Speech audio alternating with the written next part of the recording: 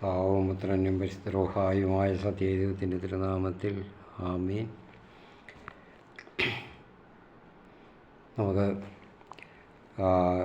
ലൂക്കായുടെ സുവിശേഷം 1-ാം അധ്യായം 15 വരെയുള്ള വാക്യങ്ങൾ കഴിഞ്ഞ ദിവസം എടുത്തിരുന്നു. ഇപ്പോൾ നമുക്ക് 16 മുതലുള്ള വാക്യങ്ങൾ നമുക്ക് നോക്കാം, പഠിക്കാൻ ശ്രമിക്കാം. കേൾക്കുന്നവരൊക്കെ ഇത് ഒരു കാര്യം ചെയ്യണം, മറ്റുള്ളവർക്കും കൂടെ ഒന്ന് ഷെയർ ചെയ്ത് കൊടുക്കണം. നിങ്ങളുടെ ബന്ധുക്കൾ, സ്നേഹിതർ, ഇങ്ങനെയൊക്കെ ഉള്ളവർക്ക്. സ്നേഹിതരെന്ന് പറയുമ്പോൾ പല മതത്തിൽപ്പെട്ടവരായിരിക്കാം, അവരൊക്കെ പഠിക്കട്ടെ. അവർ മറ്റ് മതത്തിൽപ്പെട്ടവർ മനസ്സിലാക്കേണ്ടതെന്നൊന്നും വിചാരിക്കരുത്. അത് നാണക്കേട്, മോശമോ അവർക്ക് അയച്ചു കൊടുക്കുന്നതൊന്നും വിചാരിക്കരുത്. ഷെയർ ചെയ്യുന്നത് അവർക്ക് സൗകര്യമുണ്ടെങ്കിൽ അവർ പഠിക്കട്ടെ, മനസ്സിലാക്കട്ടെ. അവർക്കും തിരിച്ചറിയണമല്ലോ, സത്യം തിരിച്ചറിയണം. അതിനുവേണ്ടി അറിവ് കിട്ടുന്നത് നല്ലതല്ലേ? അത് ദൈവത്തെ പറ്റിയാകുമ്പോൾ ഏറ്റവും നല്ലത്. അപ്പോൾ അത് അവർക്കുള്ള അവസരം നിഷേധിക്കരുത്. നമ്മളൊരു സുവിശേഷ പ്രവർത്തനമാണ് ചെയ്യുന്നത്.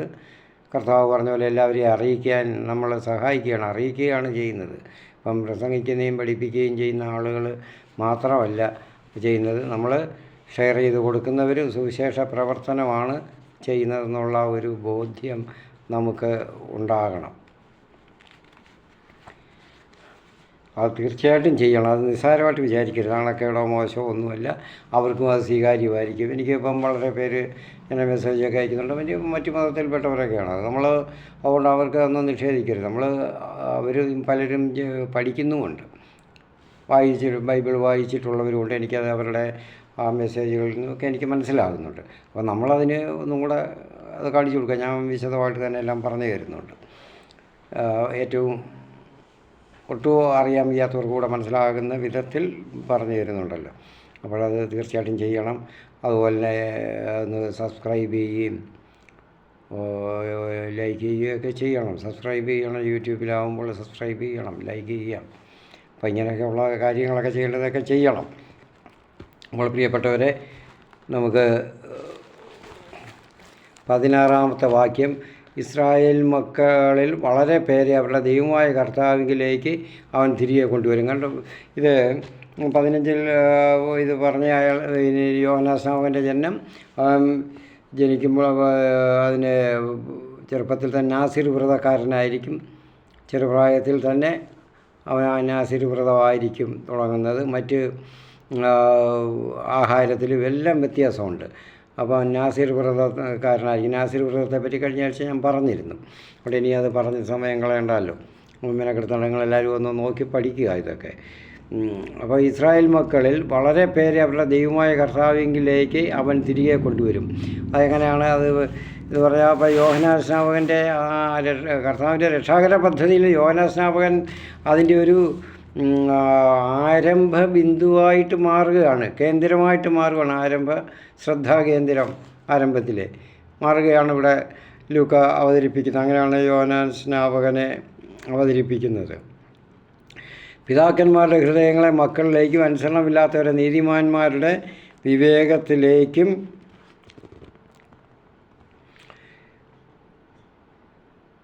തിരിച്ചുവിടാനും സജ്ജീകൃതമായ ഒരു ജനത്തെ കർത്താവിന് വേണ്ടി ഒരുക്കാനും ഏലിയായുടെ ചൈതന്യത്തോടും ശക്തിയോടും കൂടെ അവൻ കർത്താവിൻ്റെ മുൻപേ പോകും. കണ്ടോ? അപ്പോൾ കർത്താവിൻ്റെ മുൻപേ പോകുന്നതിന് മുന്നോടിയായിട്ട് യോഹന്നാസ്നാപകനെ ദൈവം കണ്ട് അവനെ ആ ചുമതല അദ്ദേഹത്തെ ഏൽപ്പിക്കുകയാണ്. ആ ഏലിയായുടെ പവറിനോടുകൂടി ആ സ്പിരിറ്റും എല്ലാം ചേർത്ത്, ആ ശക്തിയും ആത്മാവോടും കൂടെ, ഏലിയയിൽ നിറഞ്ഞിരുന്ന ദൈവാത്മാവിൻ്റെ ആ ശക്തിയും എല്ലാം കൂടി ചേർത്തുള്ള ഒരു കുഞ്ഞായിരിക്കും, ഒരു മകനായിരിക്കും യോഹന്നാസ്നാപകൻ എന്ന് പറയുന്നത്. എന്താണ് ഇപ്പോൾ നമ്മൾ അത് പറയുമ്പോൾ മലാഖിയുടെ പുസ്തകം 3-ാം അധ്യായം 1-ഉം 2-ഉം വാക്യങ്ങൾ നമുക്ക് ഒന്ന് വായിക്കാം. ഇതാ, എനിക്ക് മുൻപേ വഴി ഒരുക്കാൻ ഞാൻ എൻ്റെ ദൂതനെ അയക്കുന്നു. നിങ്ങൾ തേടുന്ന കർത്താവ് ഉടൻ തന്നെ തൻ്റെ ആലയത്തിലേക്ക് വരും. നിനക്ക് പ്രിയങ്കരനായ ഉടമ്പടിയുടെ ദൂതൻ ഇതാ വരുന്നു, സൈന്യങ്ങളുടെ കർത്താവ് അരുളി ചെയ്യുന്നു. അപ്പോൾ ഇത് നേരത്തെ പ്രവാചകൻ യോഹന്നാസ്നാപകനെ പറ്റി പ്രഖ്യാപിച്ചിട്ടുണ്ട്, പ്രവചിച്ചിട്ടുണ്ട്. അത് അപ്പോൾ ക്രിസ്തുവിനെ പറ്റിയും പ്രവചിച്ചിട്ടുണ്ട്. ഇതൊരു പാരലിസമായിട്ടാണ് ഇവിടെ ഈ യോഹന്നാസ്നാപകന് യേശുവിൻ്റെയും ജനന അറിയിപ്പ്, ജനനം ഇതേ സംബന്ധിച്ച് അവരുടെ ആരായിരിക്കും അവരെന്നൊക്കെ ഗബ്രിയേൽ മാലാഖ അവരുടെ പാരൻസിനോട്, പിതാവിനോട് അല്ലെങ്കിൽ ഇവിടെ മാതാവിനോട് യേശുവിനെ പറ്റി പരിശുദ്ധ കന്യാമറിയത്തോടൊക്കെ പറയുകയാണ്. അപ്പോൾ അത് അവിടെ അതുപോലെ പറയുന്നു, ഇവിടെയും അതുപോലെ യേശുവിനെ പറ്റിയും മറിയത്തോടും പറയുന്നുണ്ട്. ഒരു പാരലാണ്. അവ അങ്ങനെ എങ്ങനെയൊക്കെ ആയിരിക്കുമെന്നൊക്കെ പറയുന്നുണ്ട്. അപ്പം അത് ലൂക്കായുടെ സുവിശേഷത്തിൻ്റെ ഒരു മർമ്മപ്രധാനമായിട്ടുള്ള ഒരു കാര്യമാണ്, ഭാഗമാണ്. രണ്ടുപേരും ഒരു രക്ഷാകര പദ്ധതിയിൽ, യേശുവിൻ്റെ രക്ഷാകര പദ്ധതിയിലെ തുടക്കമാണ് യോഹന്നാസ്നാപകൻ. അപ്പം മുൻപേ അയക്കുകയാണ് വഴി ഒരുക്കുന്നതിന് വേണ്ടി.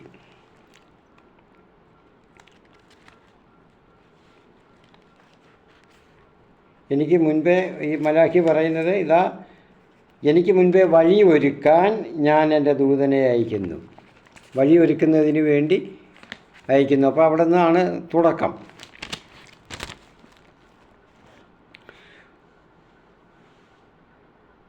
അപ്പോൾ അതുപോലെ ഏലിയായുടെ പ്രവാചകന ഏലിയായുടെ ആ ശക്തിയോടും ആത്മാവോടും കൂടെ അത് വരുന്നു. മലാഖിയുടെ 4:5 പുതിയ ഇതിൻ്റെ റിവൈസ്ഡ് എഡിഷനുകളിലെല്ലാം ഇത് 4 അധ്യായമുണ്ട്. മറ്റേ അങ്ങനെയല്ല, 3 അധ്യായമാണ്. 4 അതാണ് 3:23 അല്ലെങ്കിൽ 4:5. 4 പറയുമ്പോൾ 5. നമുക്കതും കൂടെ ഒന്ന് നോക്കാം. അപ്പോൾ സ്നാപകനെ പറ്റി നേരത്തെയൊക്കെയുള്ള അറിയിപ്പാണ്. അപ്പോൾ 4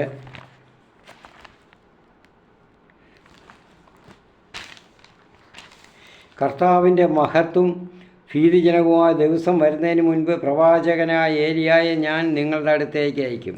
കർത്താവ് പറയുന്നുണ്ട്, പ്രവാചകന ഏലിയ വന്നു കഴിഞ്ഞു എന്ന് കർത്താവ് പറയുന്നുണ്ട്. ഏലിയ ഏലിയ വരുമെന്ന് ആണല്ലോ പറഞ്ഞിരിക്കുന്നത് പുസ്തകത്തിൽ, മിശിഹായ്ക്ക് മുൻപ് എന്ന് പറഞ്ഞപ്പോൾ ഏലിയ വന്നു കഴിഞ്ഞു. കർത്താവ് പറഞ്ഞാൽ യോഹന്നാസ്നാപകൻ. പക്ഷേ നിങ്ങൾ വിശ്വസിച്ചില്ല. സ്നാപകനെ അവരങ്ങനെ വിശ്വസിച്ചില്ല.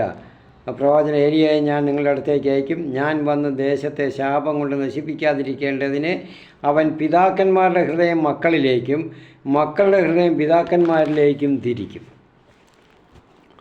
അപ്പോൾ ഇങ്ങനെ ഒരു ശക്തമായ ഒരു മാറ്റം അവിടെ കർത്താവ് സ്നാപകനിലൂടെ ഉണ്ടാക്കുകയാണ്.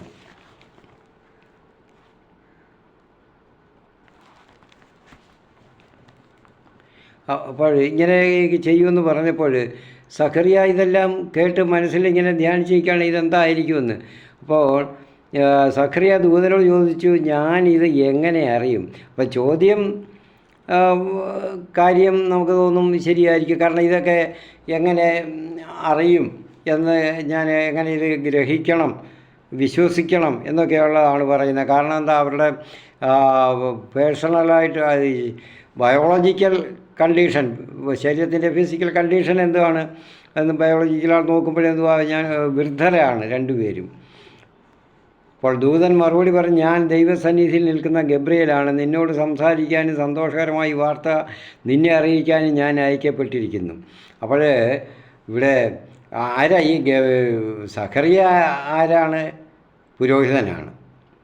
പുരോഹിതൻ എന്ന് പറയുമ്പോൾ ജനത്തെ ഇതെല്ലാം പഠിച്ചയാളാണ്, ഇതെല്ലാം അറിയുന്നതാണ്, ഇതെല്ലാം പറഞ്ഞു കൊടുക്കുകയാണ് ജനത്തെ ഇതിലേക്ക് ആകർഷിക്കേണ്ടുന്നതാണ്, അവരെ ഇതൊക്കെ അറിയിക്കേണ്ടുന്ന, അവർക്ക് വിവരിച്ചു കൊടുക്കുന്നയാളാണ്. അപ്പോൾ ഇതെല്ലാം പഠിച്ചയാൾ എന്തുകൊണ്ടാണ് ഇത് സംശയിക്കുന്നത് എന്നുള്ളതാണ് ദൂതൻ പറയുന്നത്. അപ്പോൾ അങ്ങനെയുള്ള ആൾക്ക് ഇത് സംശയിക്കാൻ കഴിയത്തില്ല. കാരണം ഇദ്ദേഹം ഇതൊക്കെ പഠിക്കുമ്പോൾ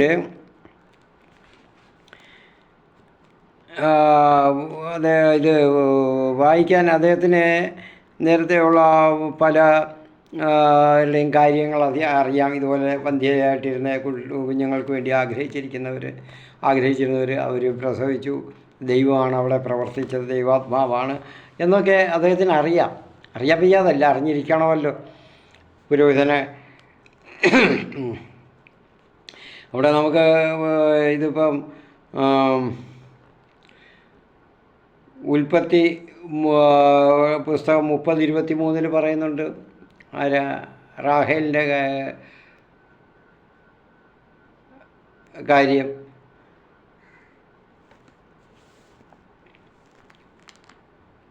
അപ്പം അവിടെ മക്കളിലായിരുന്നു, അവൾക്ക് ഇത് മക്കളെ ആഗ്രഹിച്ചിരുന്നു. പക്ഷേ മറ്റേ ഭാര്യയ്ക്ക്, അവളുടെ സഹോദരിക്ക് മക്കളുണ്ട്. അപ്പോൾ ഇതൊക്കെ ഇങ്ങനെ ഉണ്ടാകാതിരിക്കുന്നതിന് വേണ്ടി അപമാനമായിട്ട് അത് കണ്ടിരുന്നു ജനങ്ങൾ. അപ്പം മറ്റുള്ളവർ സഹോദരി അവളെ പഴിച്ചിരുന്നു. അപ്പോൾ അതുപോലെയാണ് ഇവിടെ മക്കളില്ലാത്തത് കൊണ്ട് മറ്റുള്ളവർ പഴിക്കും. കാരണം അത് അവരുടെ ഏതാണ്ട് കുറ്റമാണ്, ദൈവം അവരിൽ പ്രീതിപ്പെടാത്തതുകൊണ്ടാണെന്നൊക്കെ ഉള്ള ഒരു ധാരണയാണെന്നുള്ളത്. അപ്പോൾ അവരുടെ ബയോളജിക്കൽ ആ കണ്ടീഷനൊന്നും അല്ല അവർ നോക്കുന്നത് അന്ന് ജനം. അപ്പോൾ അവർക്കത് അറിഞ്ഞുകൂടാ. അപ്പോൾ ദൈവം അവരുടെ പ്രീതികരമായിട്ടല്ല ഇടപെടുന്നത്, അവർ പ്രീതനായിട്ടില്ല എന്നുള്ളതാണ്. അപ്പം ഇവിടെ അന്ന് അവിടെ റാഹേലിന് ഉൽപ്പത്തി 1:30-23 റാഹേലിനെ പറ്റി പറയുന്നു. റാഹേൽ അങ്ങനെ പറഞ്ഞപ്പോൾ കുഞ്ഞിനെ ആവശ്യപ്പെട്ടു, അത് കാത്തിരുന്നു, കൊടുത്തു. ഇവർ രണ്ടുപേരും അതുപോലെ പ്രാർത്ഥിച്ചുകൊണ്ടിരുന്നവരായി ഈ കാലം അത്രയും. എന്നിട്ടാണ് ദൂതൻ പറഞ്ഞപ്പോൾ തർക്കിക്കുന്നത്, അവിശ്വാസം, ഇതെങ്ങനെ ഞാൻ അറിയുമെന്ന്, എങ്ങനെ വിശ്വസിക്കുമെന്ന്. ഇത് നേരെ മറിച്ചുകൂടെ അടുത്ത് നമ്മൾ കാണാൻ പോകുന്നത് എന്തുവാ, മറിയത്തോടെ പറഞ്ഞ മറിയാൻ 14 വയസ്സുള്ള ഒരു പെൺകുട്ടി വിവാഹപ്രായമായ അന്നത്തെ കാലത്തെ സംസ്കാരം അനുസരിച്ച് വിവാഹപ്രായമായവളാണ്, വിവാഹം നിശ്ചയിച്ചിരിക്കുകയാണ്. അപ്പോൾ അവൾക്ക് ഇതിനെപ്പറ്റി കൂടുതൽ അറിഞ്ഞുകൂടാ. ദൈവാലയത്തിൽ വളർന്നുകൊണ്ട്, ദൈവാലയത്തിലാണ് വളർന്നത്, അതുകൊണ്ട് പഠിച്ചിട്ടുണ്ട്, കാര്യങ്ങളൊക്കെ ഏകദേശമൊക്കെ പഠിച്ചിട്ടുണ്ട്. എന്നാലും ഇതൊന്നും ഒരു അനുഭവമല്ല, അനുഭവമില്ല, അത് മനസ്സിലാകത്തില്ല അത്രത്തോളം അങ്ങനത്തെ പ്രായം. അപ്പോഴാണ് ഒരു കുട്ടിയാണ്. അപ്പോൾ അതുകൊണ്ട് ദൂതൻ ആ സംശയം കാര്യമായിട്ടെടുത്തില്ല. കാരണം അത് അവിടെ നമുക്ക് കാണാം. പകരം ആ സംശയത്തെ ദൂരീകരിച്ച് കൊടുക്കുകയാണ്, വിശദമായിട്ട് പറഞ്ഞു കൊടുത്ത് എടുക്കുകയാണ്. ഇപ്പം അതേ സഖറിയയ്ക്ക് ഇത് പഴയ ഇപ്പം നേരത്തെയുള്ള പുസ്തകത്തിലൊക്കെ അറിയാം, നമ്മൾ റാഹേലിൻ്റെ കാര്യം, സാംസണിൻ്റെ കാര്യം, ഇങ്ങനെയൊക്കെയുള്ള ധാരാളം പലരുടെയും കാര്യങ്ങളൊക്കെ അറിയാം. സാംസൺ ജനിച്ചത് ഇതുപോലെയൊക്കെയാണ്. അപ്പോഴതെന്താ, അപ്പോൾ ഇതൊക്കെ അറിഞ്ഞിരിക്കണം. അതുകൊണ്ടാണ് അദ്ദേഹം ദൂതൻ പറയുന്നത്, യഥാകാലം പൂർത്തിയാകേണ്ട എൻ്റെ വചനം അവിശ്വസിച്ചത് കൊണ്ട് നീ മൂകനായിത്തീരും. ശിക്ഷയല്ല, അത് ഒരടയാളം കൊടുക്കുകയാണ്. അതിനൊരു ശിക്ഷയാണെന്ന് വിചാരിക്കും, അത് ശിക്ഷയല്ല. ഈ സംഭവിക്കുന്നത് വരെ സംസാരിക്കാൻ നിനക്ക് സാധിക്കുകയില്ല, അതേ ഉള്ളൂ കാര്യം. കാരണം അവിശ്വാസം മാറ്റിക്കൊടുക്കുക, വിശ്വാസം വരണം. കാരണം ഇതിലുള്ള മറിയവും സഖറിയായിട്ടുള്ള വ്യത്യാസം അജഗജാന്തരമാണുള്ളത്, അത്രയ്ക്ക് വലിയ കാര്യമാണ്. അപ്പോൾ അവിടെ സഖറിയ ഒരിക്കലും സംശയിച്ചുകൂടാത്തതാണ്.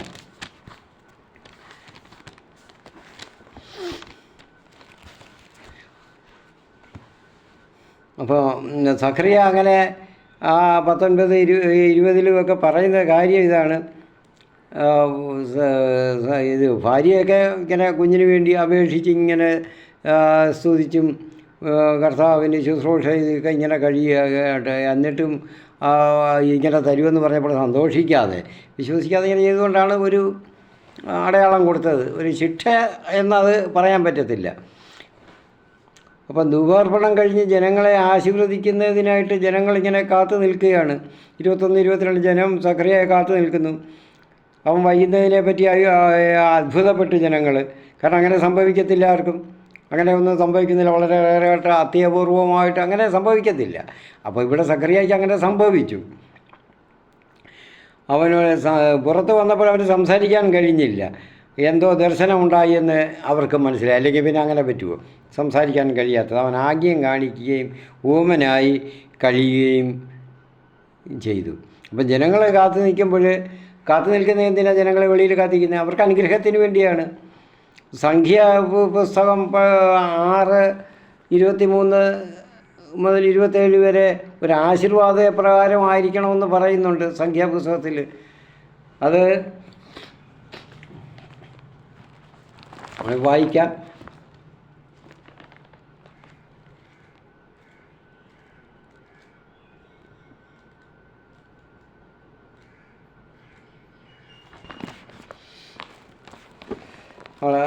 പുരോഹിതനെ അത് ബലിയർപ്പിച്ചിട്ട് അവിടെ വന്നത് ഒരു ആശീർവാദം കൊടുക്കണം.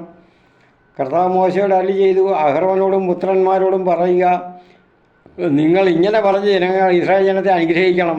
എല്ലാം കഴിഞ്ഞിട്ട് അവർ കാത്തു നിൽക്കുന്ന അനുഗ്രഹം വാങ്ങിക്കുക. കർത്താവിൻ്റെ അനുഗ്രഹം അത് പുരോഹിതനിലൂടെ വാങ്ങിക്കാനാണ്. കർത്താവ് നിന്നെ അനുഗ്രഹിക്കുകയും പരിപാലിക്കുകയും ചെയ്യട്ടെ. അവിടുന്ന് നിന്നിൽ പ്രസാദിക്കുകയും നിന്നോട് കരുണ കാണിക്കുകയും ചെയ്യട്ടെ. കർത്താവ് കരുണയോടെ കടാക്ഷിച്ച് നിനക്ക് സമാധാനം നൽകട്ടെ. ഇങ്ങനെ ഇപ്രകാരം അവർ ഇസ്രായേൽ മക്കളുടെ മേൽ എൻ്റെ നാമം ഉറപ്പിക്കട്ടെ. അപ്പോൾ ഞാൻ അപ്പോഴാരാ കർത്താവും കൂടെ അനുഗ്രഹിക്കും. അപ്പോൾ പുരോഹിതൻ ഇങ്ങനെ അനുഗ്രഹിക്കണം. അപ്പോൾ എങ്ങനെയൊക്കെയാണ്?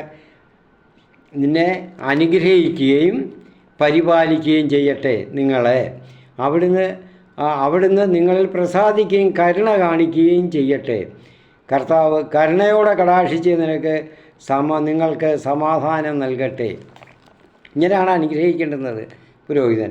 നമ്മളായാലും മറ്റുള്ളവരോട് അനുഗ്രഹം കൊടുക്കുകയാണ്. അത് ബാധ്യസ്ഥരാണ് മറ്റുള്ളവരെ. നമ്മളൊക്കെ നന്ദി പറഞ്ഞു പോവും. കർത്താവ് നിങ്ങളെ അനുഗ്രഹിക്കട്ടെ എന്ന് പറയുമ്പോൾ ഇത് അണ്ടർസ്റ്റുഡ്, ഇതാണ് നിങ്ങളെ അനുഗ്രഹിക്കട്ടെ എന്ന് പറഞ്ഞ് നന്ദി പറയുന്നതിലും നല്ലത് കർത്താവ് നിങ്ങളെ മേ ഗോഡ് ബ്ലസ് യു എന്ന് പറയുന്നതാണ്. നന്ദി പറയുന്നത് സാധാരണ ഒരു രീതി, അത് അങ്ങനെയാണ്. പക്ഷേ നമ്മൾ ദൈവത്തെ അറിഞ്ഞവർ തീർച്ചയായിട്ടും അങ്ങോട്ടും ഇങ്ങോട്ടും പറയേണ്ടുന്നത് കർത്താവ് നിങ്ങളെ അനുഗ്രഹിക്കട്ടെ, ദൈവം നിന്നെ അനുഗ്രഹിക്കട്ടെ എന്നാണ് പറയേണ്ടുന്നത്.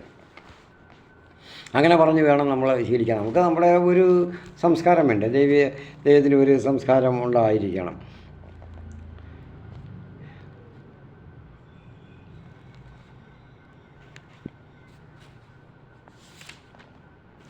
അപ്പോൾ അതുപോലെ മത്തായി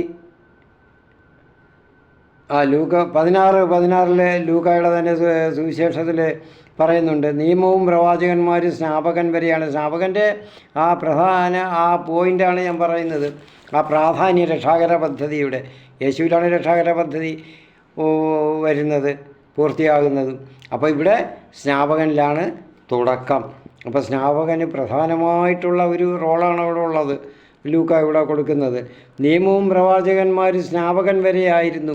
തുടർന്ന് ദൈവരാജ്യത്തിൻ്റെ സുവിശേഷം ആരംഭിക്കുന്നു. അപ്പോൾ തുടർന്ന് ദൈവരാജ്യത്തിൻ്റെ സുവിശേഷം സ്നാപകൻ്റെ കഴിയുമ്പോൾ അടുത്തത് ദൈവരാജ്യത്തിൻ്റെ സുവിശേഷം ആരാണ് ആരംഭിച്ചത്? ക്രിസ്തുവാണ് ദൈവരാജ്യത്തിൻ്റെ സുവിശേഷം പ്രസംഗിച്ചുകൊണ്ട് തൻ്റെ പരസ്യ ജീവിതം തുടങ്ങിയത്. അപ്പം ശുശ്രൂഷയുടെ ദിവസങ്ങൾ പൂർത്തിയായപ്പോൾ, ഒരാഴ്ചത്തെ ദിവസങ്ങൾ പൂർത്തിയായപ്പോൾ പുരോഹിതൻ വീട്ടിലേക്ക് പോയി. ഇനിയും ഇപ്പം നേരത്തെ പറഞ്ഞല്ലോ, അത് 8 ഗണങ്ങൾ, അവർ 24 ഗണങ്ങൾ. അതിൽ 8ാമത്തെ ഗണമാണ് അബിയയുടെ ഗണമാണ് സഖറിയ. അത് കുറി വീണ്, അത് വർഷത്തിൽ 2 പ്രാവശ്യമൊക്കെ ആയിരിക്കും വരുന്നത്. അപ്പോൾ അത് ചിലപ്പോൾ ഒന്നായിരിക്കും, അല്ലെങ്കിൽ 2 പ്രാവശ്യമായിരിക്കും കുറി വീഴുന്നത്. അപ്പോൾ ആർക്കാണോ കുറി വീഴുന്നത് ആൾക്കാണ് ശുശ്രൂഷ ചെയ്യാൻ സാധിക്കുന്നത്. അപ്പോൾ ഇങ്ങനെ ശുശ്രൂഷ ചെയ്യാനായിട്ട് ഇപ്പോഴേ ദൈവം കരുതി എടുത്തത് കൊണ്ടാണ്, ഇത് അറിയിക്കാൻ വേണ്ടിയാണ് സഖറിയയ്ക്ക് കുറി വീണത്. അപ്പോൾ താനും ഭാര്യയും സങ്കടപ്പെട്ട് കരഞ്ഞ് ദൈവത്തോട് പറഞ്ഞ് അപേക്ഷിച്ചു കൊണ്ടിരുന്ന കാര്യം സാധിക്കുന്നെന്ന് പറയുമ്പോൾ സന്തോഷിക്കുകയാണ് വേണ്ടിയത്. പക്ഷേ ഇവിടെ അദ്ദേഹത്തിന് മാനുഷികമായിട്ടുള്ള ബലഹീനത വന്നു. അതുകൊണ്ട് അതിൻ്റെ അടയാളമായിട്ട് അത് പൂർത്തിയാകുന്നിടം വരെ അങ്ങനെ ഊമനായിട്ടിരിക്കട്ടെ എന്ന് പറയുന്നത്. താമസിയാതെ അവൻ്റെ ഭാര്യ എലിസബത്ത് ഗർഭം ധരിച്ചു.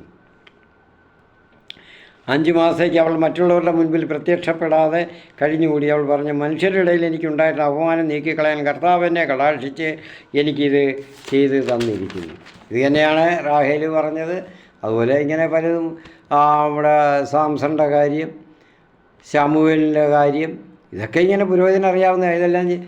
അപ്പോൾ ഇതൊക്കെ യാഥാർത്ഥ്യമായപ്പോൾ അവ ചിന്തിച്ചിട്ടുണ്ട്. അപ്പോഴേ എലിസബത്ത് പറഞ്ഞു, എനിക്ക് കർത്താവിൻ്റെ അവമാനം നീക്കിക്കളയാണ്ട് എനിക്ക് നന്മ ചെയ്തിരിക്കുന്നു, കൃപ ചെയ്തിരിക്കുന്നുവെന്ന്.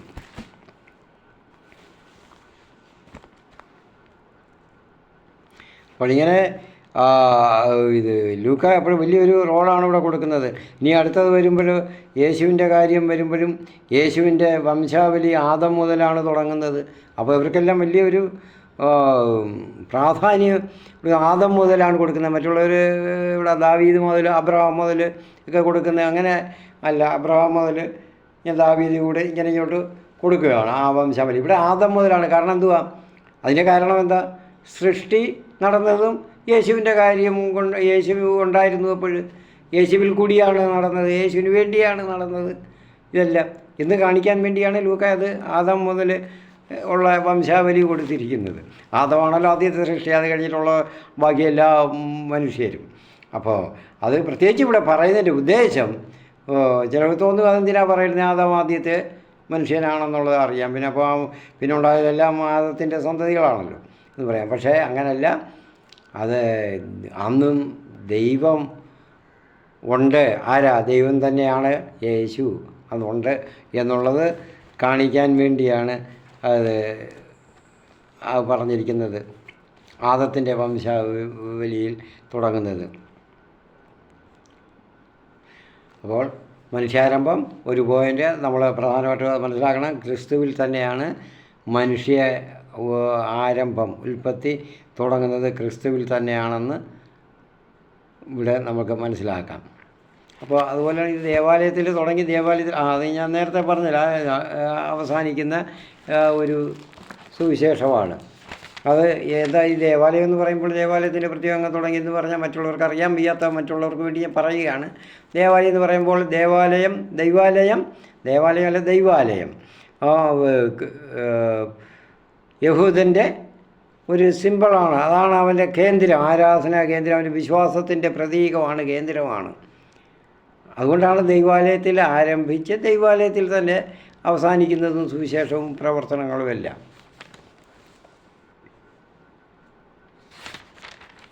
ഇനി അടുത്തത് യേശുവിൻ്റെ ജനനത്തെക്കുറിച്ചുള്ള അറിയിപ്പാണ്. 6-ാം മാസം ഗബ്രിയേൽ ദൂതൻ ഗലീലിയിൽ നസ്രത്ത് എന്ന പട്ടണത്തിൽ ദാവീദിൻ്റെ വംശത്തിൽപ്പെട്ട ജോസഫ് എന്നു പേരായ പുരുഷനുമായി വിവാഹ നിശ്ചയം ചെയ്തിരുന്ന കന്യകയുടെ അടുത്തേക്ക് ദൈവത്താൽ അയക്കപ്പെട്ടു. അപ്പോൾ രണ്ടിടത്തും ഗബ്രിയേലാണ്. അവർ ഞാൻ പറഞ്ഞ നേരത്തെ ഒരു പാരലിസമുണ്ട് അറിയിപ്പിൽ. അവയെല്ലാം നേരത്തെ ദൈവം ദൂതൻ വഴി അറിയിക്കുന്നു, ഗബ്രിയേൽ മാലാഖയാണ് അറിയിക്കുന്നത് രണ്ടിടത്തും.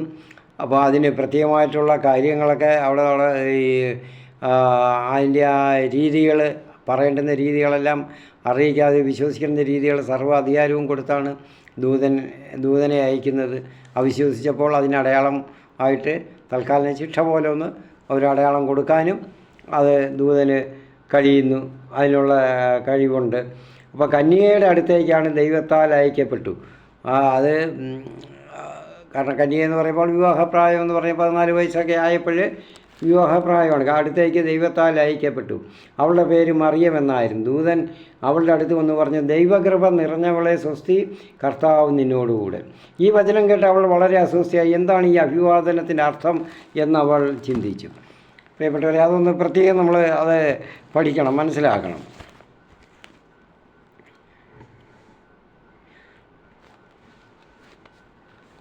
ആ 27 28 വാക്യങ്ങൾ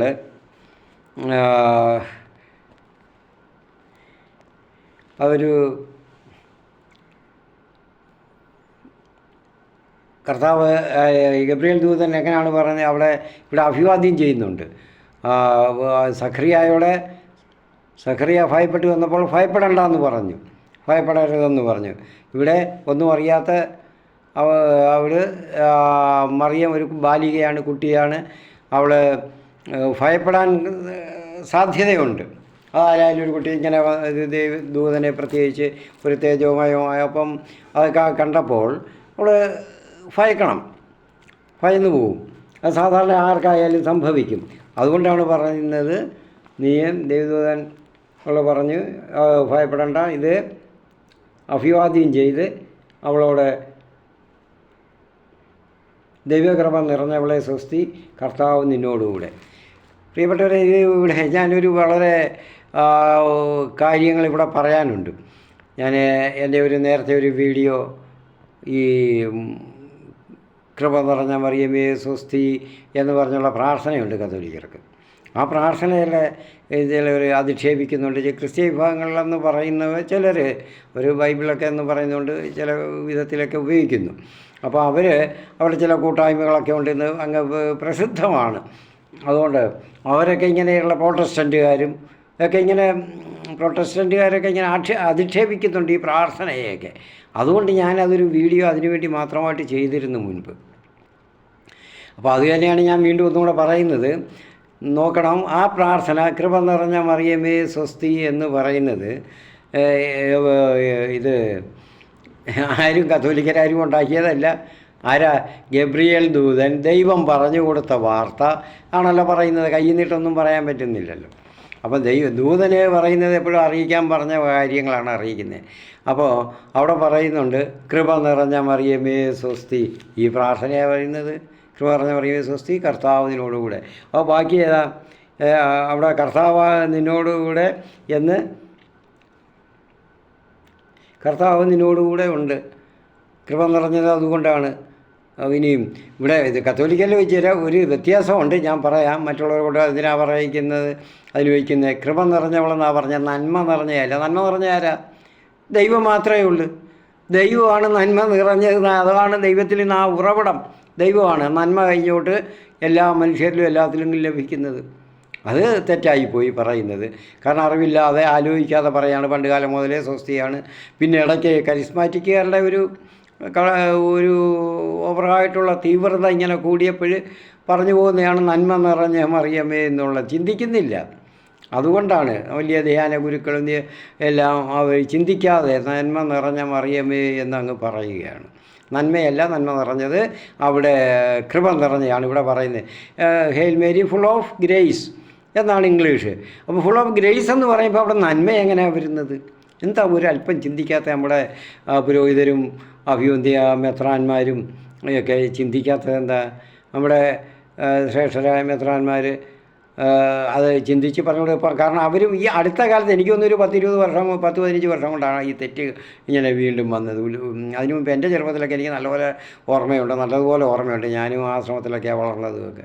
അപ്പോഴെനിക്ക് അത് നല്ലപോലെ അറിയാം. ഞങ്ങളൊക്കെ കൃപ നന്മ പറഞ്ഞ മറിയമേ സ്വസ്തി എന്നാണ്. അപ്പം നന്മയെന്ന് അന്ന് പറഞ്ഞിരുന്നു. പിന്നെ കൃപ പഠിച്ചൊക്കെ വന്നപ്പോൾ കൃപയാണെന്ന് മനസ്സിലായി. അത് തെറ്റിച്ചു പോയെന്നുള്ളത്. അപ്പോൾ കാരണം അതിൻ്റെ വ്യാഖ്യാനം കൂടുതലായിട്ട് ഞാൻ പറയുമ്പോൾ ഇച്ചിരി സമയമെടുക്കും. അത് ഞാൻ നേരത്തെ പറഞ്ഞിട്ടുണ്ട്, വീണ്ടും ആവർത്തിക്കേണ്ടി വരികയാണ്. അപ്പോൾ അന്നത്തെ ആദ്യത്തെ വീഡിയോ കാണാത്തവർക്ക് വേണമെങ്കിൽ കാണാമല്ലോ. എൻ്റെ നമ്മൾ സാധാരണ തെറ്റിക്കുന്ന, നമ്മുടെ പ്രാർത്ഥനയിൽ തെറ്റിക്കുന്ന കൃപ നിറഞ്ഞ മറിയമേ, നന്മ നിറഞ്ഞ മറിയമേ എന്നുള്ള പ്രാർത്ഥനയിലെ തെറ്റെന്ന് കൊണ്ട് ഞാൻ ഒരു വീഡിയോ ഇട്ടിട്ടുണ്ടെന്ന് തോന്നുന്നു. അങ്ങനെ ആയിരുന്നു തോന്നുന്നു അതിൻ്റെ ടൈറ്റിൽ. അപ്പോൾ എന്തോ ആയാലും നന്മയല്ല നിറഞ്ഞ അത് ദൈവത്തിലാണ്. മാതാവിൽ നിറഞ്ഞ ദൈവത്തിൽ നിന്ന് കൃപ നിറഞ്ഞാണ്. ഇതിനാ ഈ ഞാൻ പറയുന്ന നമ്മുടെ അഭിവന്ധ്യരായ നമ്മുടെ പിതാക്കന്മാരും ശ്രേഷ്ഠരായ വൈദികരൊക്കെ ഇതൊക്കെ തെറ്റിക്കുന്നതിനാ? ബൈബിളിൽ പറഞ്ഞിരിക്കുന്ന പോലെ അങ്ങ് പറഞ്ഞാൽ പോരെ. ബൈബിളിൽ നിന്നും മറ്റവർ പ്രൊട്ടസ്റ്റൻറ്റുകാരും ഈ ഇങ്ങനെയുള്ള കൂടുതൽ ഈ കൂട്ടായ്മക്കാരൊക്കെ എന്തോ ചെയ്യുന്നു? അവർ ഒരുപാട് തിരുത്തി ഒരുപാട് മാറ്റി വെച്ചു. അവരുടെ ആവശ്യത്തിന് വേണ്ടി ഉള്ളത് മാത്രം എടുത്ത് ബാക്കിയുള്ളതൊക്കെ മാറ്റി വെച്ചു. ബൈബിളില്ല അവരുടെ എന്ന് പറഞ്ഞാൽ നമ്മളെന്തിനാണ് ഉള്ളത് പിന്നെ അച്ചടിച്ച് നമ്മൾ അതൊക്കെ വായിക്കുകയും പഠിപ്പിക്കുകയും പറയുകയൊക്കെ ചെയ്യുന്നു. എന്നിട്ട് ആ ഭാഗം എന്തുകൊണ്ട് മനസ്സിലാക്കാതെ വീണ്ടും അതിന് തെറ്റ് വരുത്തുന്നത്? ആ എഴുതിയിരിക്കുന്ന പോലെ തന്നെ അതുപോലെ തന്നെ വായിക്കുകയും പറയുകയും ചെയ്യണം. ഫുൾ ഓഫ് ഗ്രേസ് ഇംഗ്ലീഷിലാണെങ്കിൽ ആ ഗ്രേസ് എന്ന് പറഞ്ഞാൽ നന്മ എന്നുള്ള അർത്ഥമില്ല, കൃപ തന്നെയാണ്, അനുഗ്രഹമാണ്. ഭയപ്പെടേണ്ട, ദൈവസന്നിധിയിൽ നീ കൃപ കണ്ടിരിക്കുന്നു. നീ ഗർഭം ധരിച്ചൊരു പുത്രനെ പ്രസവിക്കും, നീ അവന് യേശു എന്ന് പേരിടണം. അപ്പോൾ ഇവിടെ അപ്പം ഈ വിവാഹ നിശ്ചയം കഴിഞ്ഞ ഒരു കന്യകയാണ് 14 വയസ്സൊക്കെ ആകുമ്പോഴെന്ന് പറയുന്ന അന്നത്തെ കാലത്ത് അങ്ങനെയാണ്. യഹൂദരുടെ പഴയ കാലത്തെല്ലാം അങ്ങനെയാണ്. സെമിറ്റി രീതിയിലും എല്ലായിടത്തും നമ്മുടെ നാടുകളിലും ഒക്കെ അങ്ങനെയൊക്കെ ഉണ്ടായിരുന്നു. എന്ന് എല്ലാവർക്കും അറിയാം. അപ്പോൾ കന്യകയുടെ അടുത്തേക്ക് അയക്കപ്പെട്ടു. അവളുടെ പേര് മറിയം എന്നായിരുന്നു. അപ്പോൾ വിവാഹ നിശ്ചയം കഴിഞ്ഞാൽ അവർ ഭാര്യ ഭർത്താക്കന്മാരാണ്. ഇനി 1 വർഷം കഴിയും, 1 വർഷമാകും അവർ ഒന്നിക്കാൻ, അവരുടെ വിവാഹമായിട്ട് നടക്കാൻ. ആ 1 വർഷത്തെ കാലയളവിലാണ് അപ്പോൾ ഇത് സംഭവിക്കുന്നത്, വിവാഹ നിശ്ചയം കഴിഞ്ഞപ്പോൾ. അപ്പം മറിയം എന്താണ് ചിന്തിക്കുന്നത്? ഈ സ്വസ്തി എന്നുള്ള വാക്ക് അത് മനസ്സിലായി. ഈ അഭിവാദനത്തിൻ്റെ അർത്ഥം എന്ത് എന്ന് അവൾ ചിന്തിച്ചു. കാരണം മറിയം ഒന്ന് മനസ്സിലാക്കണം, ഞാൻ നേരത്തെ പറഞ്ഞിട്ടുണ്ട് വീഡിയോയിൽ, എന്നാലും ഒന്നും കൂടെ പറയുവാണ്. മറിയം ദൈവാലയത്തിലാണ് വളർന്നത്. അവിടെ ശാലോം എന്ന് പറഞ്ഞാണ് അവർ അഭിവാദനം ചെയ്യുന്നത്. ഇവിടെ അതാണ് മറിയത്തിനറിയാം. ഈ സ്വസ്തി പറഞ്ഞുള്ള അഭിവാദനം അവൾ കേട്ടിട്ടില്ല. അപ്പോൾ അത് സ്വസ്തി എന്ന് പറഞ്ഞാൽ ഇവിടെ എന്താണ്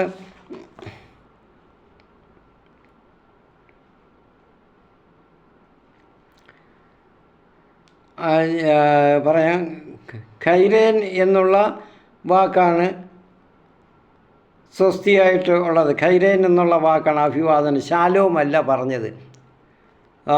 ഖൈരേൻ ഗ്രീക്ക് വാക്ക് കൊടുത്തിരിക്കുന്നത്. ഖൈരേൻ എന്നുള്ള വാക്കിൻ്റെ അർത്ഥം മറ്റ് സമാധാനം ഒന്നുമല്ല. ഇവിടെ എല്ലാവരും സമാധാനം എന്ന് പറഞ്ഞു നടക്കുന്നത്. ഇപ്പോഴാണ് ഞാൻ പറഞ്ഞില്ലേ, ഒരു 10-15 വർഷമേ ആയിട്ടുള്ളൂ ഞാനും കേൾക്കാൻ തുടങ്ങിയിട്ട്. അതുവരെ സ്വസ്തി എന്നാണ് പഠിച്ച് ഞങ്ങളൊക്കെ പഠിച്ചത്. അപ്പോൾ എങ്ങനെ മാറ്റം കരിസ്മാറ്റിക്കാരിൽ അവരുടെ ആവേശം കൊണ്ട് അവർ ചിലർക്ക് ഇങ്ങനെയൊക്കെ അങ്ങ് ആയിപ്പോവും.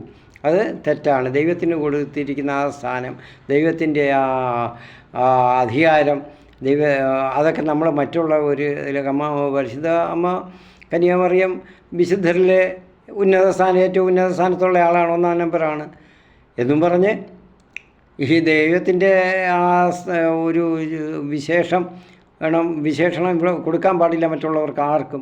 അത് കന്യാമറിയത്തിനും പാടില്ല. ദൈവം ഇവിടെ കൊടുത്തത് പ്രത്യേകം ഒരു ഇതാണ്, സ്വസ്തി എന്നുള്ള വാക്കാണ് കൊടുത്തത്, ഖൈറേൻ. മറ്റേ അതേ സമയത്ത് ഇത് ശാലോം എന്ന് പറയുമ്പോൾ ഇറേനെ എന്നുള്ള ഗ്രീക്ക് വാക്കാണ്, ഇറേനെ എന്നുള്ളതാണ്. ആ ഇറേനെ എന്നുള്ള വാക്കാണോ ഇവിടെ പറഞ്ഞത്? അങ്ങനെ മലാഖ പറഞ്ഞില്ല. അപ്പോൾ അതെങ്ങനെയാണ് പറഞ്ഞത്? കൃപയാണ് സ്വീകരിച്ചത്. അത് പറയുന്നത് അതിൻ്റെ ഗ്രീക്ക് വാക്യം പറയുമ്പോൾ കെ കരിത്തോം മെയിനെ എന്നുള്ളതാണ്. കെ കരിത്തോം മെയിനെ എന്ന് പറഞ്ഞപ്പോൾ കൃപ, കരീസ് എന്നുള്ള ആ വാക്കിൻ്റെ ഇംഗ്ലീഷ് അതാണ് ഇവിടെ ഗ്രീക്ക് വാക്കിൽ നിന്നാണ് അതൊക്കെ ഉണ്ടായത്. അപ്പോൾ കരിത്തോം മെയിനെ എന്ന് പറഞ്ഞപ്പോൾ അത് കൃപ നിറഞ്ഞ അവളെ എന്നുള്ളതാണ്. ഖൈരേൻ കെ കരിത്തോം മെയിനെ, കൃപ നിറഞ്ഞവളെ നിനക്ക് സ്വസ്തി എന്നുള്ളതാണ് പറഞ്ഞിരിക്കുന്നത്.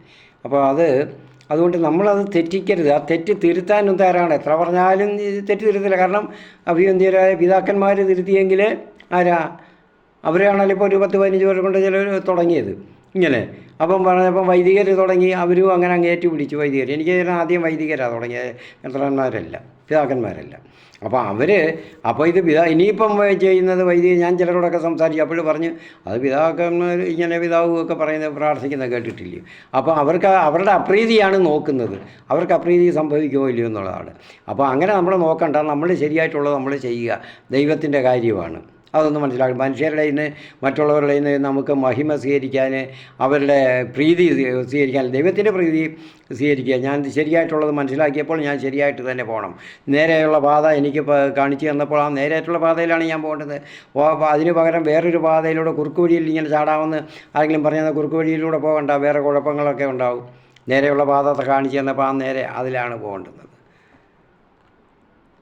ആ തെറ്റ് അതുകൊണ്ട് വൈദികർക്ക് അത് തിരുത്താൻ വയ്യ. ഞാൻ സംസാരിച്ച് നോക്കിയപ്പോൾ അവർക്ക് തിരുത്താൻ വയ്യ. കാരണം അവരുടെ മെത്രാന്മാരുടെ ഈ പ്രീതി ഉണ്ടാകുമോ എന്നുള്ള പേടി. തെറ്റുണ്ടെങ്കിൽ അത് നമ്മൾ മനസ്സിലാക്കിയാൽ തിരുത്തണം. അല്ലെങ്കിൽ അത് ക്രിസ്തീയതയല്ല, അതും കൂടെ മനസ്സിലാക്കുക. ക്രിസ്തീയത എന്ന് പറയുന്ന തെറ്റുകൾ തിരുത്തുക എന്നുള്ളതും കൂടാണ്. അപ്പോൾ നമ്മൾ അതിന് ഞാൻ പറഞ്ഞു ഖൈറേൻ എന്നുള്ള വാക്കാണ്. ഖൈറേൻ കെ കരിത്തോം മെയിനെ എന്നുള്ള ആണ് ആ വാക്യം ഗ്രീക്കിൽ. ശാലോമാണ് സമാധാനം എന്നാണെങ്കിൽ എറേനെ എന്നുള്ള ഗ്രീക്ക് വാക്കാണ്. അതിന് ഗ്രീക്ക് വാക്ക് അതാണ്. അതുകൊണ്ട് ആ തെറ്റുകൾ മനസ്സിലാക്കണം കത്തോലിക്കരും. അപ്പോൾ ഈ പ്രാർത്ഥന നിങ്ങൾ പറയുന്ന മറ്റുള്ളവർ പ്രൊട്ടസ്റ്റൻറ്റുകാരും മറ്റേ കൂട്ടായ്മകളും ഒക്കെ മനസ്സിലാക്കേണ്ടുന്നത് ഇത് ആരും കയ്യിൽ നിന്നുണ്ടാക്കിയതല്ല, ഇവിടെ ബൈബിളിലെ സുവിശേഷകൻ എഴുതിയിരിക്കുന്നതാണ്. അല്ലെങ്കിൽ നിങ്ങളിത് മാറ്റണം, ഞങ്ങൾക്ക് ലൂക്കായുടെ സുവിശേഷം 1-ാം അധ്യായം വേണ്ട എന്ന് വയ്ക്കണം. അങ്ങനെയാണോ? അങ്ങനെ ആരെങ്കിലും ചെയ്തിട്ടുണ്ടോ? ഉണ്ടെങ്കിൽ നമുക്ക് അറിഞ്ഞുകൂടാ, ആരും വായിച്ചിട്ടില്ല നിങ്ങളുടെ ബൈബിൾ, നിങ്ങൾ മാറ്റം വരുത്തിയ ബൈബിൾ. കാരണം മാറ്റം വരുത്തിയത് അടുത്ത 1600-നൊക്കെ ശേഷമാണ്.